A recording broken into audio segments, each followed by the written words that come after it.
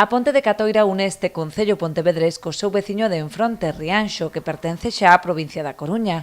Pese a que ambos os dous municipios non distan entre sí máis de 2 kilómetros, os veciños non poden cruzar a ponte durante esta fase 1 da desescalada. Unha prohibición que non semella moi lóxica cando sí está permitido desplazarse a outros concellos na mesma provincia, situados a 200 kilómetros. Resolvería algunha circunstancia, no caso concreto do noso concello, por exemplo, a relación que sempre se deu con Catoira, non? Sobre todo por parte da parroquia de Isorna, ou mesmo de Leiro, non?